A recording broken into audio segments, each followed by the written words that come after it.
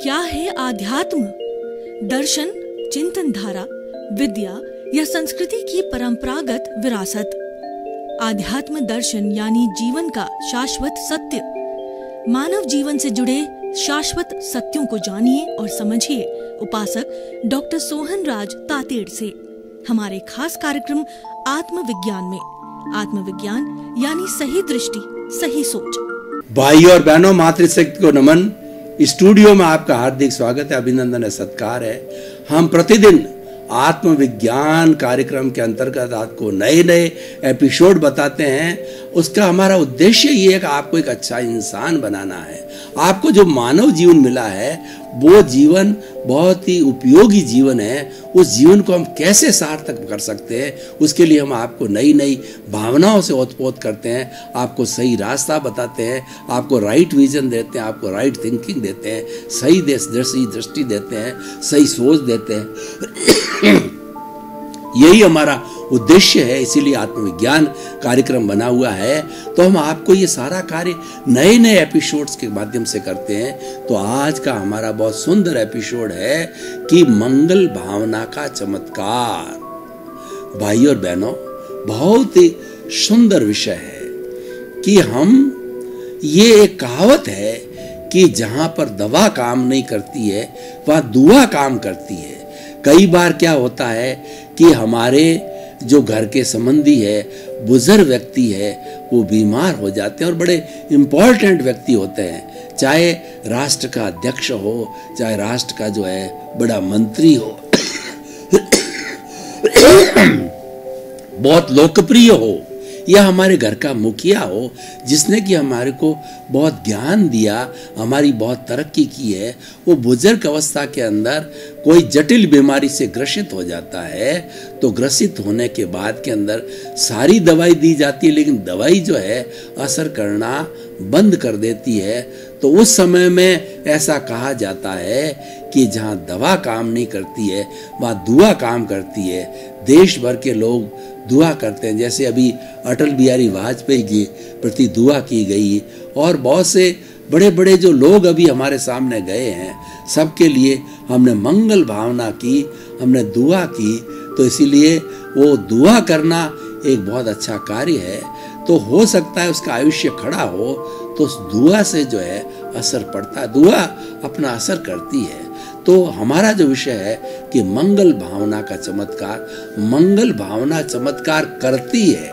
देखिए कैसे करती है, हम आपको बतावें कि एक व्यक्ति के साथ में हमारी शत्रुता है, वो हमारा बैरी है, वो हमारे से बात नहीं करता है, वो हमारी शक्ल देखना नहीं चाहते हैं क्योंकि ये उसका नजरिया बन गया। तो हम क्या है कि उसकी शुद्ध आत्मा भगवान, मैं आपको उसको जो है एक प्रयोग करके बता देता हूं कि बहुत बड़ा आपका जो है द्वेषी है, बहुत बड़ा दुश्मन है, जो कि आपसे बात भी नहीं करना चाहता है और वो उससे आपको नुकसान पहुंचाने का हर वक्त बड़ी बड़ी योजना बनाता है। तो उसके प्रति मंगल भावना कैसे की जानी चाहिए मैं आपको प्रयोग करके बताता हूं कि दोनों हाथ जुड़े हुए हैं, आंखें कोमलता से बंद, रीढ़ की हड्डी सीधी।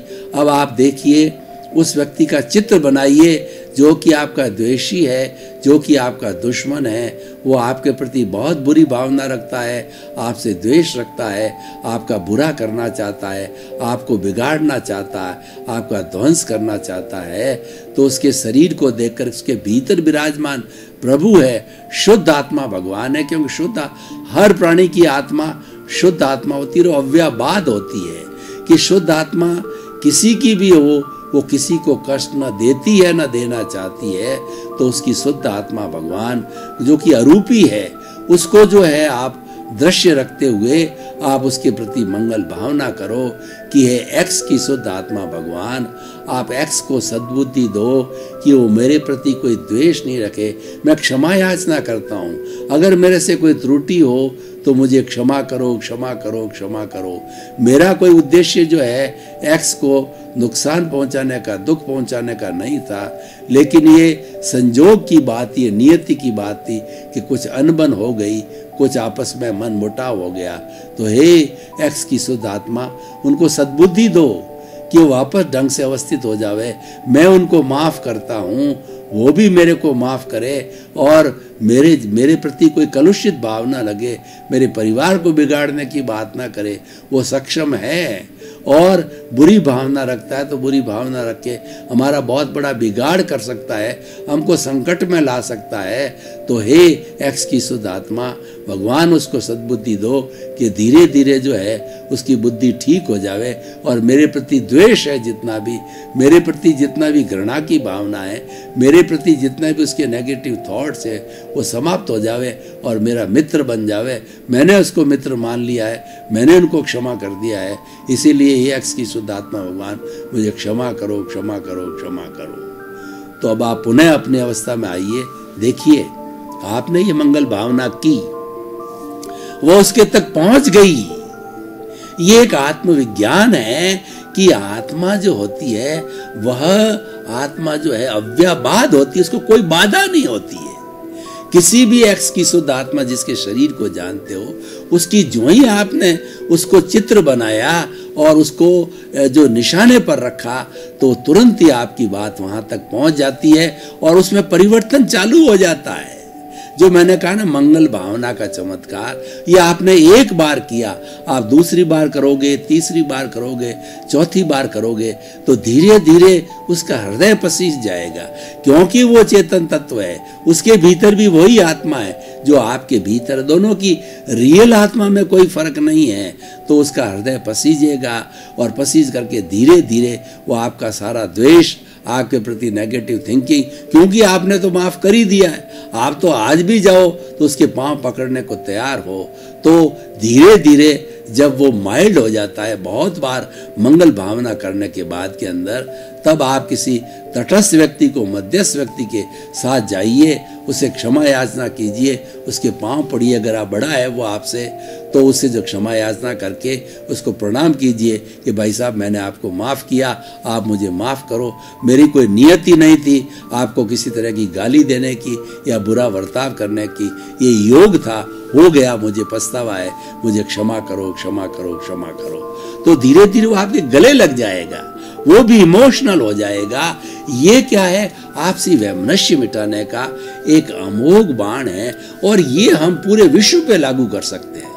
अगर एक देश की, जैसे पाकिस्तान की जो है, हिंदुस्तान से इतना वैमनस्य है, हम उसके प्रति दुआ कर रहे हैं, हम तो लगातार कर रहे हैं, वो नहीं पसीज रहा है। वो तो आज दीपावली के दिन भी उन्होंने जो है वो वहाँ पर जो हमला बोल दिया, जबकि ये प्रेम का जो है वो दिन था, ये मोहब्बत का दिन था। हम तो मोहब्बत बढ़ाना चाहते, लेकिन हमारी प्रक्रिया जारी है।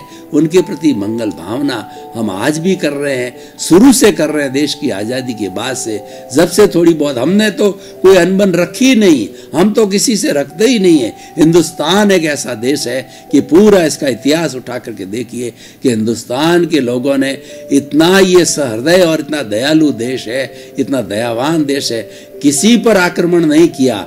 लेकिन हमारे पर किसी ने आक्रमण किया तो हम कायर नहीं हैं, हमने मुंह तोड़ जवाब दिया और हम जीते हैं। ये हमारा इतिहास बताता है।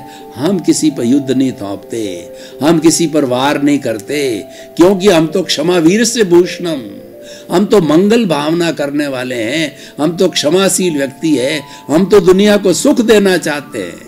हमारी भारतीय संस्कृति की यही तो सबसे बड़ी खूबी है कि हिंदुस्तान धर्मगुरु देश क्यों रहा, कि हिंदुस्तान ने पूरी दुनिया की जनता के प्रति मंगल भावना की, आज भी करते आ रहे हैं।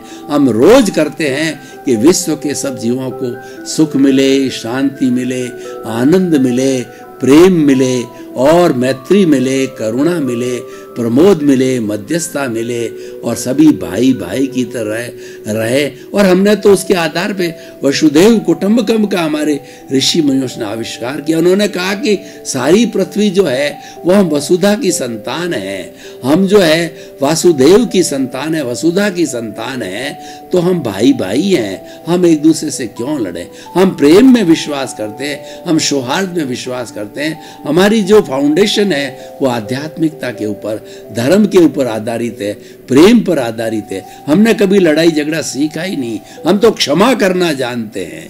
बुरे से बुरा व्यक्ति भी आ जाता है, क्षमा करते। हमारे यहाँ तो उदाहरण आप देखो कि कोई भी व्यक्ति, अगर मान लो एक माँ के, हमारा एक घटना आती है कि एक माँ के जवान बेटे को एक व्यक्ति ने जो है वह उसको मार दिया, तो मार देने के उस भाई क्रुद्ध हो गए कि हम भी तेरे को मारेंगे। तो उसको लोगों ने सजेस्ट किया, इसकी माँ बहुत दयालु है, तो उसने मुंह पे जो है वो हरे रंग का जो है वो तिनका लिया, हरे रंग की कोई घास ली, उसके माँ के पैरों में पड़ गया कि मैं तेरी गाय हूँ, मुझे क्षमा करो, मैंने गलती कर दी, मुझे माफ करो, माफ करो। अब माँ ने तो, उसका पुत्र गया और भाई बदला लेने को खड़े हैं और माँ ने उसको क्षमा कर दिया, तो भाई कैसे मारेंगे? ये तो धरती ऐसी है, ये धरती, ये देश ऐसा है जो कि हमेशा मंगल भावना करता आया है और मंगल भावना के चमत्कार हमारे को हर क्षण मिल रहे हैं। हम कई बार देखते हैं कि हमारे हॉस्पिटल में प्राय देखो कि कई का आयुष्य देखिए, आयुष्य खड़ा न हो तो भगवान भी कुछ नहीं कर सकता है। भगवान महावीर को जो है वो अंतिम समय था पावापुरी के अंदर, जब उनकी 72 वर्ष की अवस्था हो गई थी और भगवान ने पहले डिक्लेयर कर दिया था ये मेरा अंतिम चातुर्मास है। वो तो भगवान थे, उनको पता है कि मैं इस समय निर्वाण होने वाला हूं, तो उन्होंने डिक्लेयर कर दिया कि ये अंतिम समय है। तो उस वक्त के अंदर वहाँ के बड़े बड़े राजा लोग आए, उन्होंने प्रार्थना की कि हे प्रभु, आपके ऊपर जो है ये भस्म ग्रह आक्रांत हो रहा है आपकी कुंडली के ऊपर, तो आप तो सक्षम हो, आप तो भगवान हो, उस भस्म ग्रह को एक कुछ सेकंड के लिए टाल दीजिए चमत्कार करके। तो आप तो आने वाले के अंदर, आप तो ये इतने समय 72 वर्ष जिए, तो आने वाले समय हजारों वर्ष जिएंगे और हमको प्रवचन देखते हैं। उन्होंने कहा कि भाई देखो, भगवान हो चाहे कोई हो, न भूतो न भविष्यति, आयुष्य कर्म को एक सेकंड भी टालना भगवान के भी हाथ में नहीं है। तो वो स्थिति अलग है, लेकिन किसी का आयुष्य खड़ा हो और वो व्यक्ति अच्छा सज्जन व्यक्ति हो और समाज का कल्याण करने वाला हो, समाज का प्यारा हो, तो सभी लोग बैठ करके हॉस्पिटल में दुआ करते हैं, मस्जिदों में दुआ करते हैं, मंदिरों में दुआ करते हैं। जैसे अटल बिहारी वाजपेयी लिए कई बार दुआ कही, कई बीमार पड़े और वो ठीक भी हो गए। तो ऐसा इस तरीके से ये चमत्कार, जो मंगल भावना के चमत्कार सैकड़ों हैं, ये होते आए। इसका कारण क्या है? मैं इसका कारण आपको बताना चाहता हूं कि हमारा जो ये हृदय है, ये जो हृदय है, ये प्रभु का घर है। मस्तिष्क तो तर्क करता है, वितर्क करता है, लेकिन हृदय है ये दयालु होता है, ये प्रभु का घर होता है और ये समता की साधना करने वाला होता है, ये दया करने वाला होता है। दया से ओतप्रोत और प्रार्थना हृदय से की जाती है और जो तर्क किया जाता है वो मस्तिष्क से किया जाता है। तो हृदय से जो भावना निकलती है वो अच्छी भावना निकल करके और हमारे इस कॉस्मॉस के अंदर अच्छे परमाणु बिखेरता है।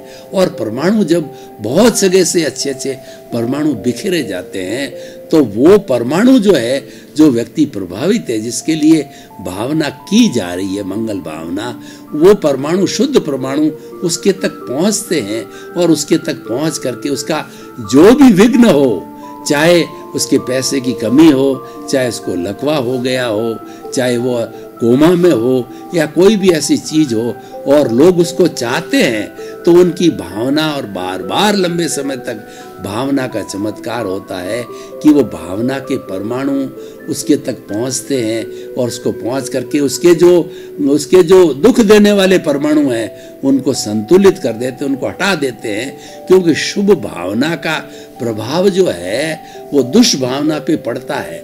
मैं आपको एक उदाहरण देना चाहता हूँ।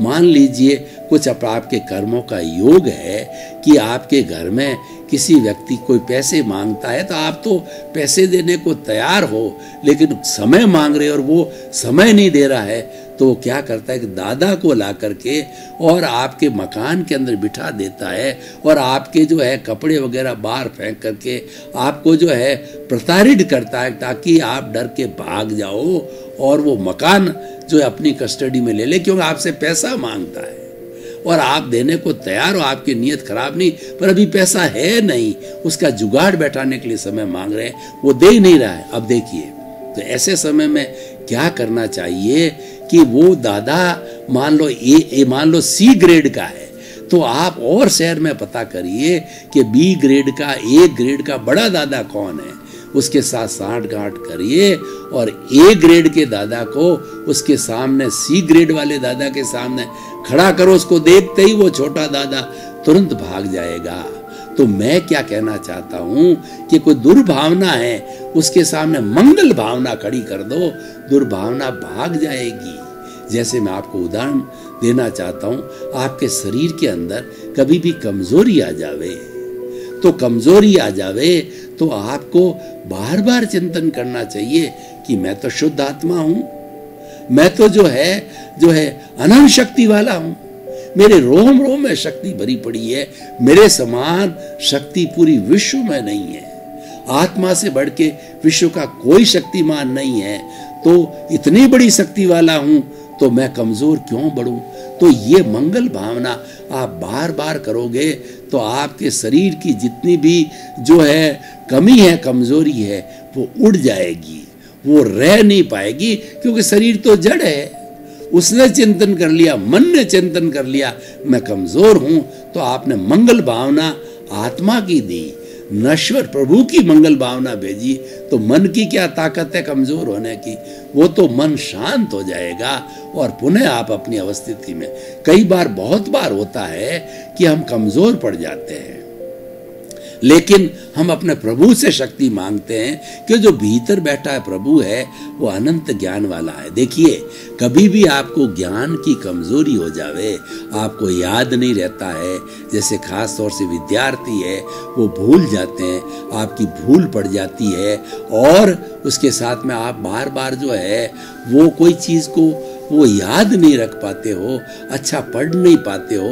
भाई और बहनों, आपका बहुत बहुत धन्यवाद। आप आत्मविज्ञान कार्यक्रम बराबर देख रहे हो, देखते रहिए और हमको फीडबैक भी मिल रहा है कि आत्मविज्ञान कार्यक्रम जो हमने पीछे जो है हमारा जो पर्दा है, इसके ऊपर हमारा मोबाइल ऐप, हमारी वेबसाइट और हमारा ईमेल दिया हुआ है, इसके माध्यम से हमारे पास में आपकी बराबर जिज्ञासाएं आ रही है और हम भी आपको समाधान भेज रहे हैं। तो आप बराबर हमारे से जुड़ते रहिए, तारतम्य रखिए, तादाद में रखिए, क्योंकि हमारा उद्देश्य है सर्वे भवन्तु सुखिनः सर्वे भवन्तु निरामया।